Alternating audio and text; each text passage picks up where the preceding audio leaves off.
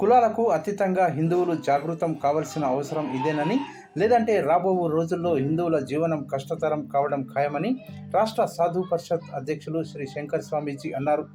ఆదివారం విశ్వ హిందూ పరిషత్ సామాజిక సమరసత అభియాన్లో భాగంగా జరిగిన రథయాత్రలో మండల పరిధిలోని కందనేలి తాండా, గాజీపూర్, పెద్దెమూరు గ్రామంలో సమరసత రథయాత్ర కొనసాగింది. ఆయా గ్రామాల్లో యాత్రకు యువకులు, గ్రామస్తులు భారీగా స్వాగతం పలికి పాల్గొన్నారు. మండల కేంద్రంలో జరిగిన యాత్రలో చిన్నారులు చేసిన కోలాటం, ఆలపించిన భజన సంకీర్తనలు ప్రత్యేక ఆకర్షణగా నిలిచాయి. ఈ సందర్భంగా శంకర్ స్వామీజీ మాట్లాడుతూ, గడప వరకే మనం కులం, గడప దాటితే మనమంతా హిందువులమని భావించాలని, లేదంటే రానున్న రోజుల్లో బంగ్లాదేశ్ మరియు పశ్చిమ బెంగాల్ రాష్ట్రాల్లో హిందువులపై అత్యాచారాలు, హత్యలు జరిగిన ఘోరాలు మనం నిత్యం చూస్తూనే ఉన్నామని అన్నారు.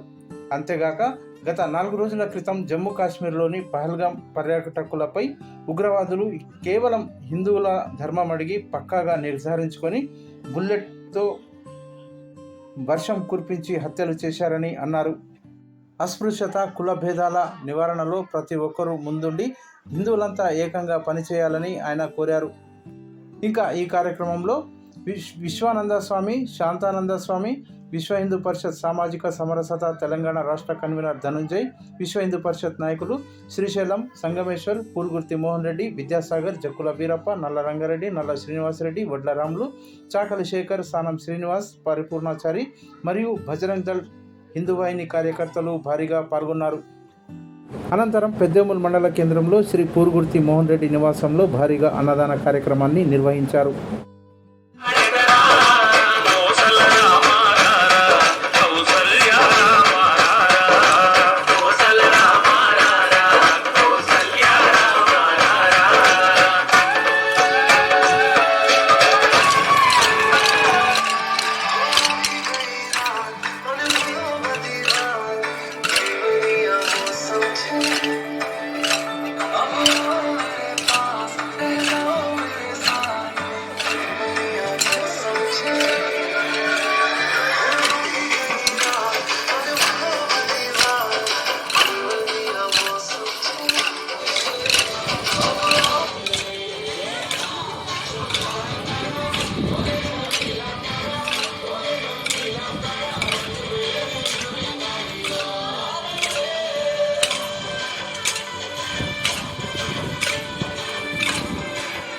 హిందూ సమాజాన్ని ఏకీకృతం చేయడానికి, అస్పృశ్యత, అంటరానితనం నివారణ చేయడానికి వేదాల్లో, పురాణాల్లో, ఇతిహాసాల్లో ఎక్కడా లేనటువంటి కుల ప్రస్తావనను రూపుమాపడానికి, సమానత్వమే సనాతన ధర్మమని ఈ ప్రపంచానికి ఎదిలిగెట్టి చాటడానికి ఈ సామాజిక సమరసత విశ్వ హిందూ పరిషత్ ఆధ్వర్యంలో రథయాత్ర చేయడం జరిగింది. విశ్వ హిందూ పరిషత్ అనేది సమాజంలో అస్పృశ్యతను రూపుమాపడానికి సుమారు 60 సంవత్సరాల క్రితం లోపల ప్రవేశించిన శ్రీరామచంద్రుని రక్తం మన లోపల ప్రవహిస్తుంది, భరతమాత రక్తం. కాబట్టి మనమందరం భరతమాత ముద్దు బిడ్డలం.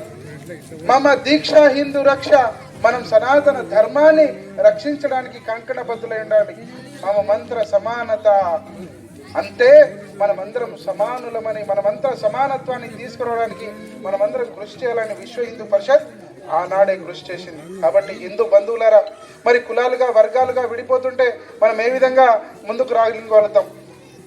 కేవలం కుల వృత్తుల కోసమే అప్పుడు పూర్వకాలంలో కులాలు ఏ విధంగా ఏర్పడ్డాయంటే మన వృత్తుల ద్వారా కులాలు ఏర్పడాయి. కానీ మనం గడప లోపలనే కులం, గడప దాటితే హిందువులం, బంధువులం, భరతమాత బిడ్డలం అనేటువంటి ఎప్పుడైతే నేర్చుకుంటామో అప్పుడే ఈ అఖండ భారత జాతి రక్షింపబడుతుంది. 500 ఏళ్ల కింద హిందూ కుష్ పర్వతాల నుండి హిందువులు తరిమివేయబడ్డారు, బంగ్లాదేశ్ నుండి తరిమివేయబడ్డారు. మొన్నటికి మొన్న స్వాతంత్ర సమర పోరాటంలో పాకిస్తాన్గా, భారత్గా విడిపోయినటువంటి సందర్భంలో కూడా లక్షలాది మంది హిందువులను ఊచకోతి కోసి రైళ్లలో నింపి పంపించారు.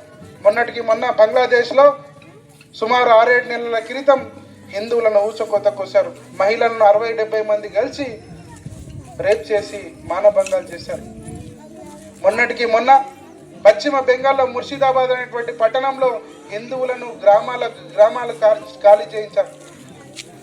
మొన్న మంగళవారం నాడు 22వ తారీఖు నాడు కాశ్మీర్లోని పహల్గాం పట్టణంలో పర్యాటకుల మీద విచక్షణ రహితంగా దాడి చేసి 26 మంది పొట్టన పెట్టుకున్నారు. మరి వారిని చంపేటప్పుడు నీది కమ్మన, బలిజన, బాపన, మంగళ, కమ్మర, కుమ్మర, మాదిగన, మాలన అని అడిగారా? అది అడగలేదే. కేవలం అతని పాయింట్లు ఇప్పి వీడి హిందువా లేదా శుద్ధి చేయబడ్డా లేదా శుద్ధి చేయబడలేదా అని చూసి వారిని పాయింట్ బ్లాక్ రేంజ్లో కాల్చి చంపారు. మరి అప్పటికైనా మన లోపల రక్తం మరగదా?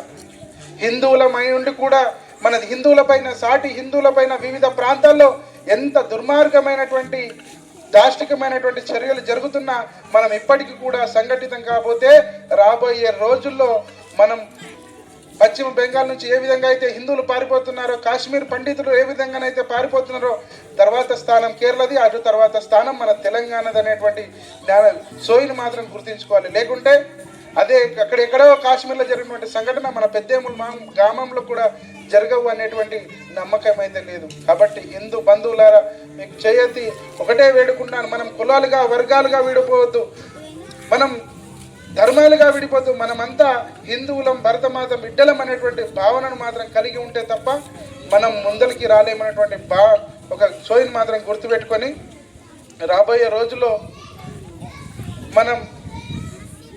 మనందరికీ తెలుసు, వాడు మనం పీకలు కోసి, మన హిందువులను పీకలు కోసి మనం చంపి పడేస్తుంటే మనమేమో వాళ్ళ దర్గాల దగ్గర, వాళ్ళ బొందల దగ్గర పోయి మేక పొట్టేళ్ళు, కందూర్లు చేసి, కోళ్ళు కోసి మనమేమో పండుగ చేసుకుంటున్నాం. అయినా మనం మారలేకపోతున్నాం. కాబట్టి హిందూ బంధువులరా, వాళ్ళు మన దేవుళ్ళ దగ్గరికి రారు, మన ప్రసాదం తినరు. మరి మనం వాళ్ళ దగ్గర పోయి మనం పండుగ చేయాల్సినంత అవసరం ఏముంది? హిందువులను ఊచకొత్తకు వస్తున్నారు. కాబట్టి ఇకనైనా మేల్కోండి, మనది కాని ధర్మాన్ని మనం పాటించకండి. మన సత్య సనాతనమైన నిత్య నూతనమైనటువంటి 1000 ఏళ్ల నుంచి అజరామరమైనటువంటి ప్రపంచంలో ఏదైతే 10 మతాలు ఉన్నాయో, 10 సాంప్రదాయాలు ఉన్నాయో, అందులో చిట్ట చివరిగా మిగిలింది ఒకటి సనాతన ధర్మం. అన్ని కాలగర్భంలో కలిసిపోయి ప్రస్తుతం ఉన్న అత్యంత పురాతనమైనటువంటి సనాతన ధర్మం.